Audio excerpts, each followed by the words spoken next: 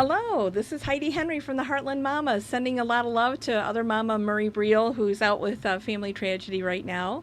So I have a guest mama, who's not a mama yet, but in studio with me. This is Nicole Beck, and Nicole was my campaign manager in my 2018 campaign. She came in right at the end of my campaign and really helped me through the home stretch. So Nicole has some interesting perspectives because she's not from the farm country. So go ahead, Nicole. Where are you from? I'm originally from Charleston, South Carolina, Mm-hmm. and then I lived in Mississippi for Mm-hmm. with my husband for his job, and then we moved up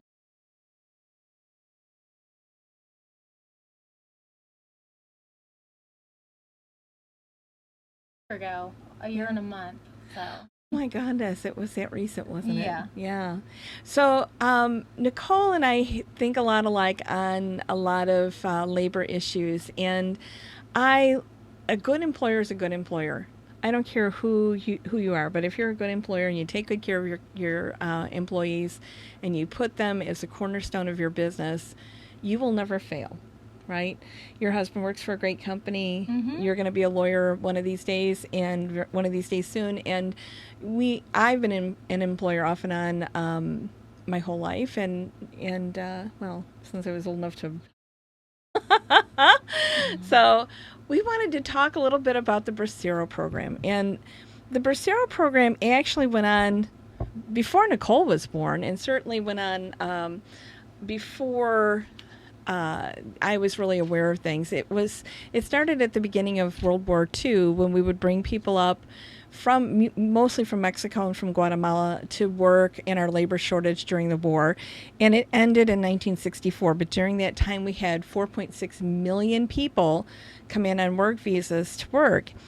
And where that sounds like that's a wonderful thing, the Bracero program was actually quite abusive and detrimental to humanity, I think. Nicole, what do you think? yes, it was maybe one of the.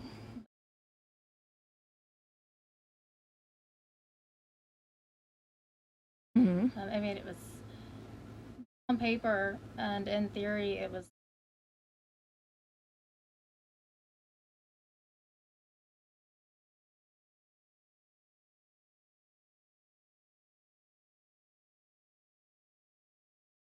Well, and I think that exploiting immigrant labor is something we do here in this country pretty frequently. We'll go back to the Bracero program, but I studied horticulture and greenhouse management when I was in college, and went on workouts to a lot of different greenhouses. And if the and it was largely Mexican labor that came in to work. I would watch my employer, who paid me very well, herd 14 to 20 men into a small house trailer to live, pay them substandard wages. They made less than I did. And if they got out of line, they would call immigration. They were never held responsible, but I got to see it firsthand, up close and personal. And one man had immigration called on him because he learned my name, and he used to go by and say hi Heidi when he was on his way to work, and God knows what end of the operation. But that's how horrible it was. It was terrible to see up close and personal, and there was never any accountability for the employer. So you were talking, Nicole, when we were doing the pre-show planning, about what happened to people when they were lined up to bring in, and the human rights violations went in. So I want you to go ahead and explain about that. Okay. Well, they would need to get on a recruitment list in Mexico, and then they would travel to the border and go to, I guess, like the waiting area before they got to the selection process. Their name to be called. If they were, a Bracero worker, they were wait, and some people, they ran out of money because they were Waiting. waiting for days, and they couldn't go back. They couldn't afford to go back. They were really just held captive. Mm-hmm. They didn't have. I mean, they could technically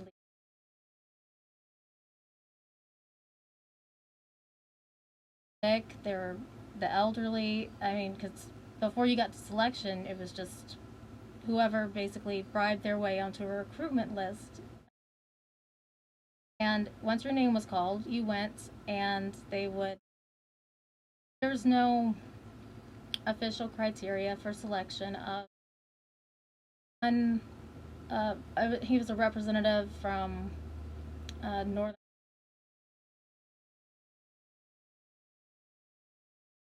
But his criteria for selecting men was he wanted them to be timid, spoken, not well dressed, right. So, so basically easy to take advantage of. You're Right. not going to know your rights. But that's the case now too with immigrant labor, especially illegal immigrant labor. When they raided the Koch brothers packing plant, not Koch Yeah. brothers, I'm sorry, Koch Foods. Poultry, Koch Foods, yeah. Yeah. When they raided that, they took in every single person, whether they were a citizen or not, which I find to be appalling, because your skin is brown doesn't mean you're not a citizen. Right. So they rounded up everybody and took them home, and the kids were, at school. It was the first day of school. And part of the reason they did that, Nicole, was because they had an ongoing sexual harassment lawsuit. And they wanted to put an end to it. Koch Foods wanted to put an end to the sexual harassment lawsuit. Mm-hmm. So instead of fixing the problem at management, they just got rid of all the employees. They lost one shift. One shift. ICE did not go after people on the second or third shift. They only went after the first shift workers, which were suffering the sexual harassment and abuse.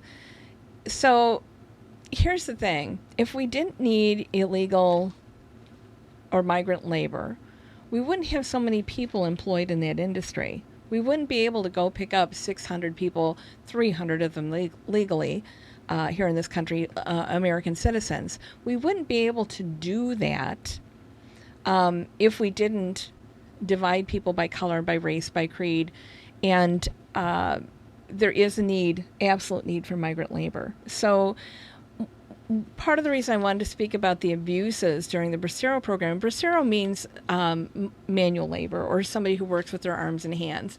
And so these are jobs that nobody wants, and we've tried in this country to put convicts to work doing this. We've tried putting high schoolers to work doing this. We've tried putting people who are chronically unemployed to work doing this. I even read a study about them using people who were considered functionally mentally ill in the 20s to work in farm fields. And the problem with that is that you can't make somebody work physically hard. If it's not in you to do it, I work 7 days a week. I work very physically hard at my job. I know that my profession is a dying breed because nobody wants to work this hard, for that little money. Yeah. So when we talk about Bracero, the people had to come up to the Mexican U.S. border and had to get on a list, bribe their way on a list to go into Palma, California, where they would be selected. And the selection process, Nicole, that you described earlier to me, sounded like going to a horse auction. Yeah. They would, strip them down, poke them, prod them. That's why, in their pictures and their ID cards, they look so miserable and terrified because they didn't know what was happening. Fumigation, that actually happened, I think.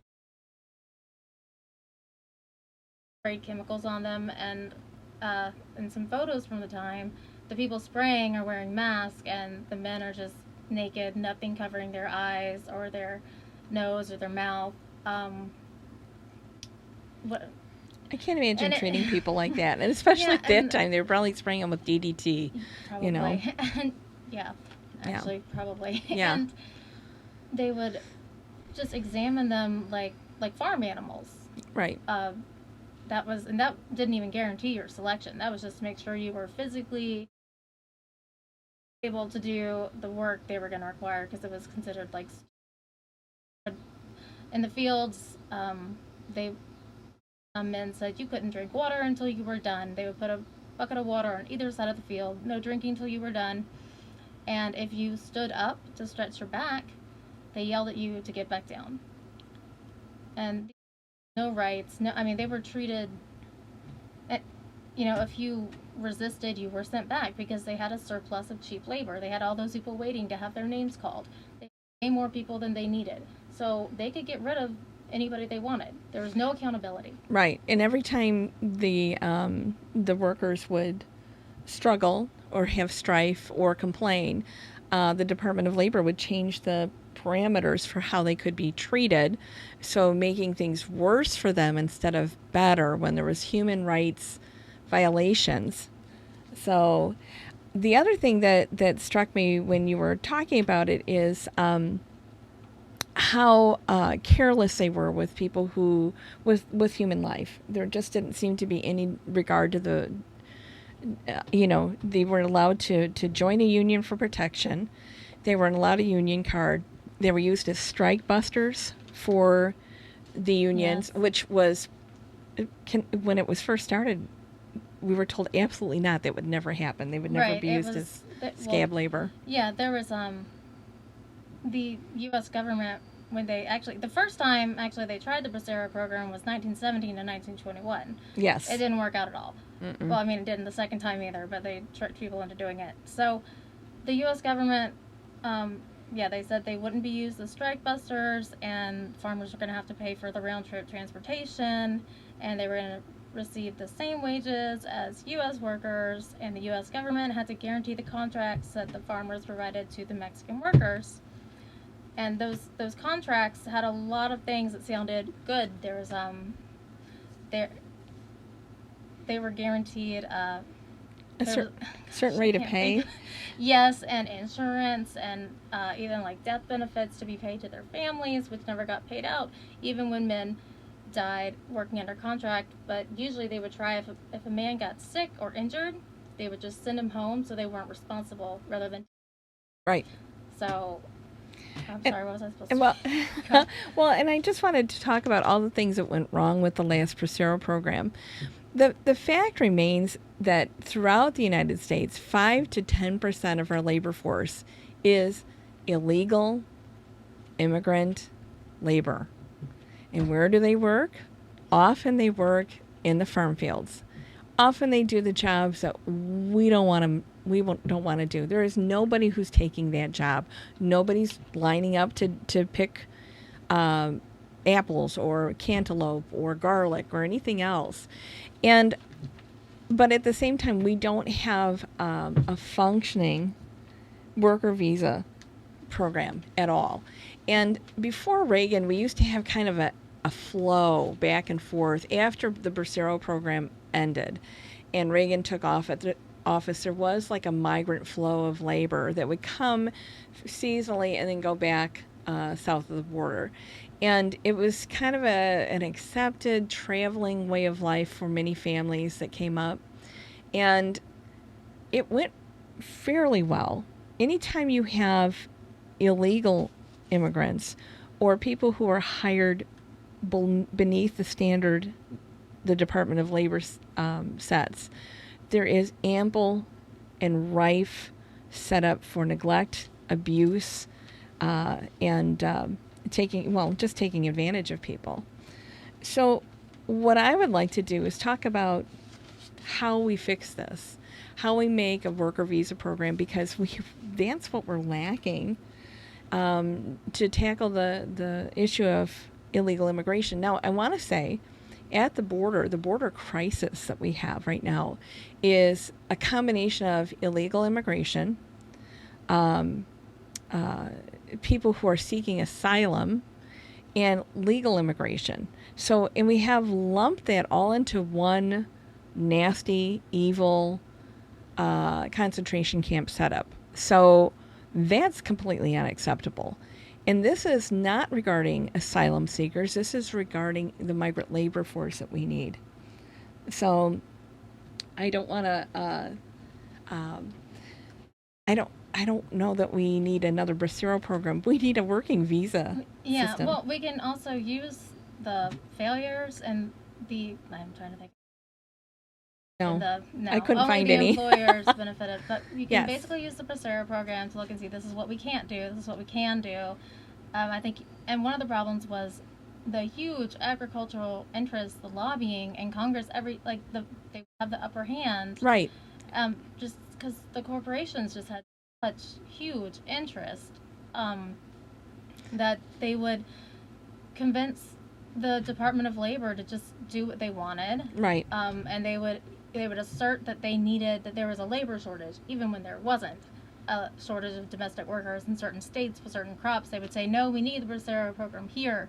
And the Department of Labor would open it up to the Bracero program. They moved into other states. And even sometimes they were put in manufacturing jobs, like to break strikes. Right. And none of that was supposed to happen. And losing my train of thought. No, it's okay.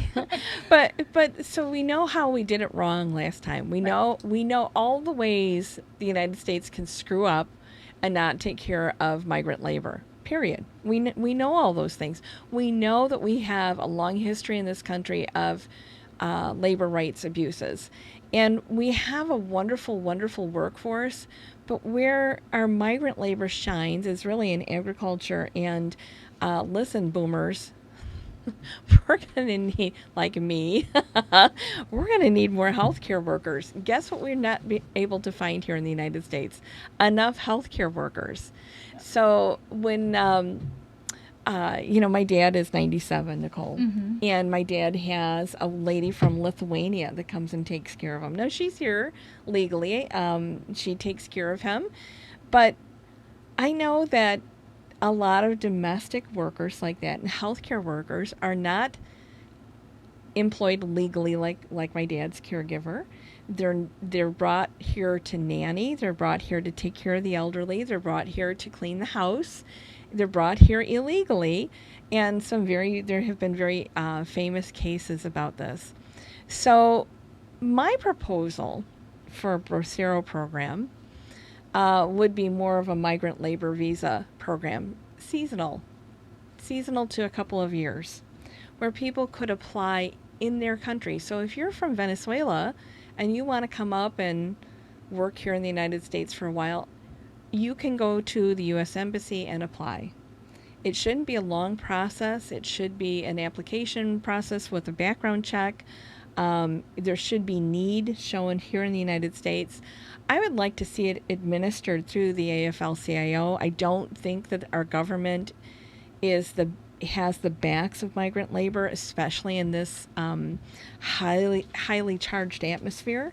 And in the past, our politicians have bowed to agribiz, to giant ag, Yes. and abused and neglected the people that come here to do the hard work, the work we don't want to do. So when I think about bringing in agricultural workers, I'm like United Farm Workers who, they are the standard for making sure people get the job that they need, are where they are needed to be, are cared for properly, don't experience wage theft, which was huge during the Bracero program. Wage theft. Yeah. You make somebody do backbreaking labor. You shouldn't steal their wages. Right. So I would like to see it administered through the union so that they actually have a union card and that there's need so they aren't strike breakers.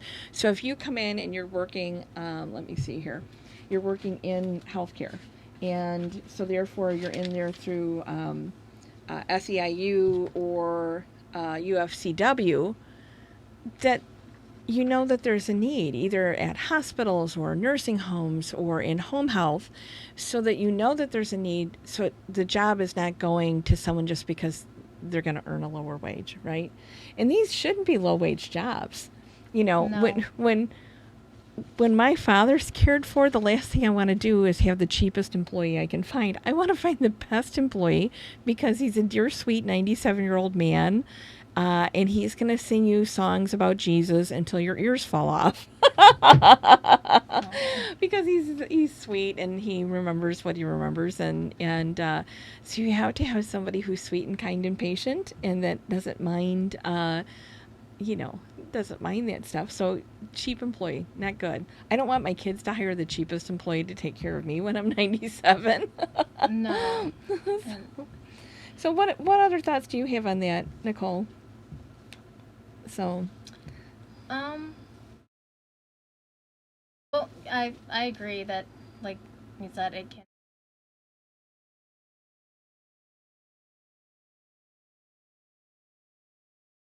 and they First didn't. time around, and they would, when the farmers and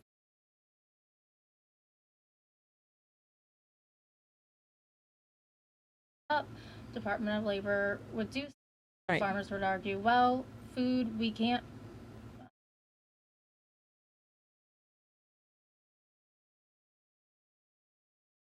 Rid of a lot of the safeguards, which were barely really even there because no one was coming around enforcing it. Right. Except for sometimes the representatives from the Mexican government would, but all they would do was tell the men that they were representing Mexico.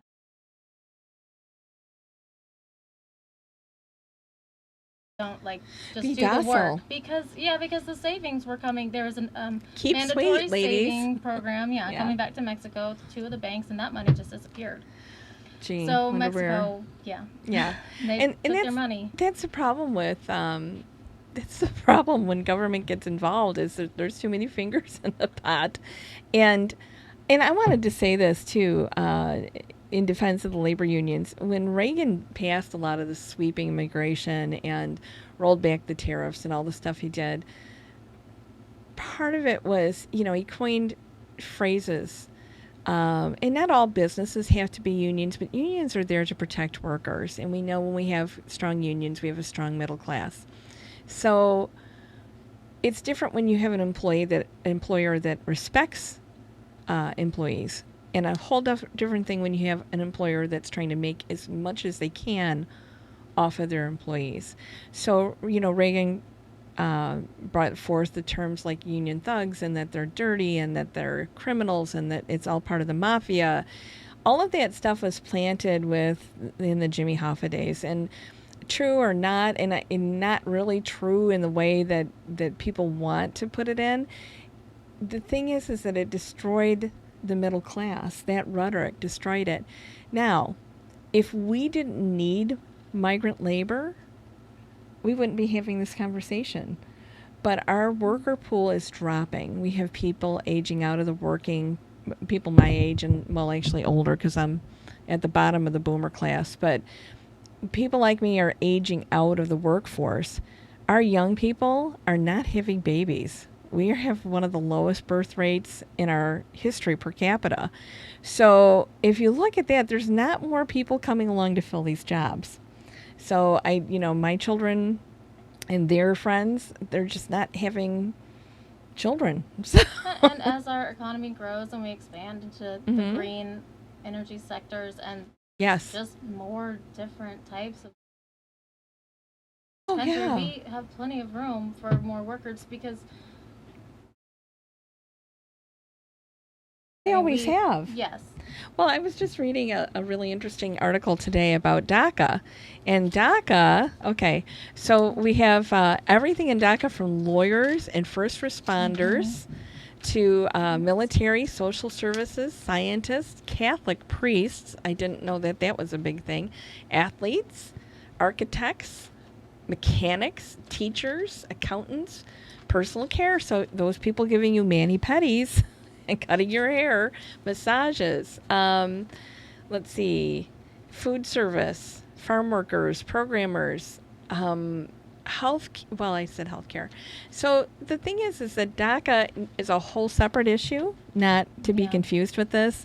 But we have to understand that DACA kids, DACA young adults are our people. They are our citizens, and their addition to our collective intelligence, our collective output as workers, our collective of neighborhoods and all of those things, they are part of the fabric of our nation. Just like my family, all of us were immigrants, every single one of us.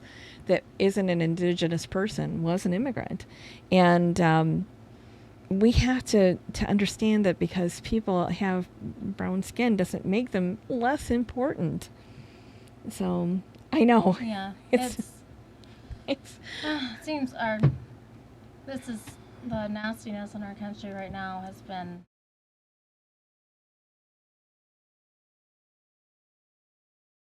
the whole world, but that's well, a bigger yeah. conversation.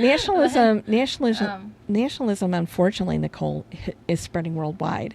And if we don't get nationalism under control in this country, we are infecting the entire world. And there's no better way to put it than the USA is infecting a plague upon the world that we may not survive. So we have to start here at home, and we have to start facing our migrant labor needs, because we do need them. And we have done things to make them dependent on U.S. jobs. Yeah. It's a moral responsibility as well. Yes. With NAFTA, we took away with exporting our cheap subsidized grain. I know. South, they couldn't. They can't compete. They don't grow their own. They can't make their own, so they have to come here. Yeah. Right. Well, now they're not. They're not buying our corn anymore. Right, but they're getting it from Brazil, who's currently burning its rainforest down so it can plant more corn. And since the rainforest accounts for most of our breathing air, we need to stop that. So here's what I was going to say. Sorry, I keep getting us off topic. we're good. So we need to make sure that we embrace our diversity, and we need to embrace our migrant workforce, and we need to make an easy pathway for success. I read about Devin Nunes all the time from California, who supposedly has a dairy farm in California, but he doesn't. He's got one in northern Iowa, and guess what they employ?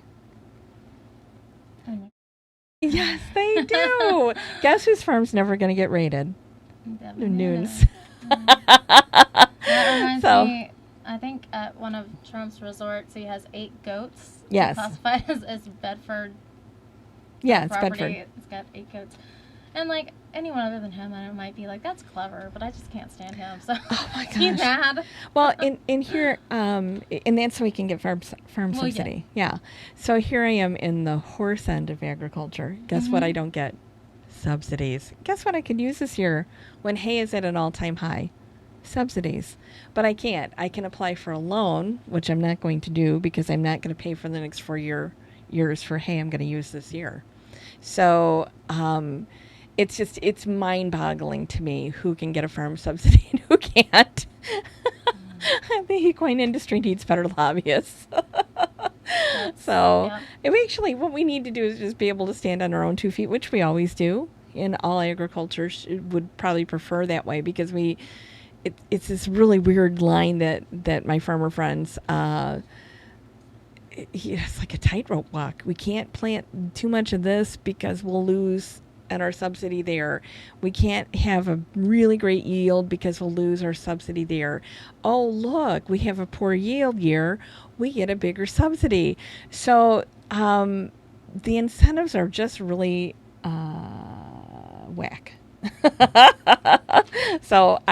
And the thing is that the agriculture, like migrant labor, can't help it because we have become dependent on subsidies and crop insurance, and as commodities, we have no choice. So I'm just glad I don't grow commodities anymore. So Nicole, do you think there's hope? Do you think the Heartland Mamas plan for migrant labor? Do you think it's got legs? I hope so, because people have to have rights. Without rights, they're going to be abused. They're going to be exploited. It's a society basically that can. Without rights, and that if they come in through the unions, they you would hope that they would look out for them and make sure that everything is on the up and up, not how it was. You can't treat people immigrants and have in the past, and expect any kind of success other than profits for the big agricultural interests. Making sense. It's, you talked about Trump earlier, and he employs migrant labor on his at his golf courses, and then he says he doesn't, but he does. And some of the horror stories, they're all in housekeeping, and all these women come back with these horrible stories about how they're treated at places of absolute luxury, but they're treated as a thing, not as a human being. And we cannot as a country sustain the arrogance of treating people differently because of color. On our Facebook page, I posted, when I said Nicole was going to join us, I posted a picture of how the wall is being built, not between us and Mexico, but between ourselves. But we're using the color of our skin to divide us. Where we go to church, the name we call God, if we wear a hat or a head covering in honor of a religion, we use those things to divide us, and we can't anymore. The human race can't survive. This is an unsustainable attitude towards humanity. We're not honoring all men are created equal, or all people are created equal. And that is a founding cornerstone of our society. So either we are that or we aren't that. And tackling migrant labor, tackling racism and bigotry, those are the things that we need to do. We need to take a hard look at that. So anyway, Nicole, thank you so much for being on today. Yeah. I hope I didn't talk over you too much, And I look forward to having Murray come back. But in the meantime, we're going to have another guest speaker for our next podcast. We're going to talk about the Illinois Democratic Chairs brunch that I attended down in Springfield, and we would have done that already, but my pops got sick, so I had to take care of that. But he's home. No, right? Not yet. He's still in the hospital. Yeah, when you're 97 and something hurts, they keep you a long time because he's so fragile. He's such a frail little guy, but he thinks he's so tough. So I've never met him, but pictures are sweet. He'll sing a Jesus song. Aww. He may not know all the words, but he'll sing it with such joy in his heart. It just makes me smile. So yesterday I went up and played him music from the 30s and 40s, and he sang along, and he wanted to get up and jitterbug, and I said, Pops, it's really not a good idea. So I think he would have. He was kind of heading that way. That might extend the hospital stay, though. Well, it would. But I took him on honor flight, so a little side, little segue. And my dad was using a cane then. That was in 2015. So now he's on a walker. But and all of a sudden, he hadn't walked without a cane in 5 years. He dropped that cane and started jitterbugging with this woman that was there. He had the best time. I have it on video, so maybe I'll post that and share it. But I couldn't believe that he still had it in him. But he told me yesterday that he served in the Merchant Marine with a Mexican young man, one of his fellows. He called him. I guess he's passed away. But he said Raul was the finest sailor he ever met. So Raul, wherever you are, lost in the Philippine Sea, thank you for your service, and thank you for defending this country, the world, when we really needed you. And I'm glad he came. So anyway, this is Heidi Henry. Nicole Beck. And we're going to sign off for today. Thanks for tuning in. We'll see you next time. Bye-bye.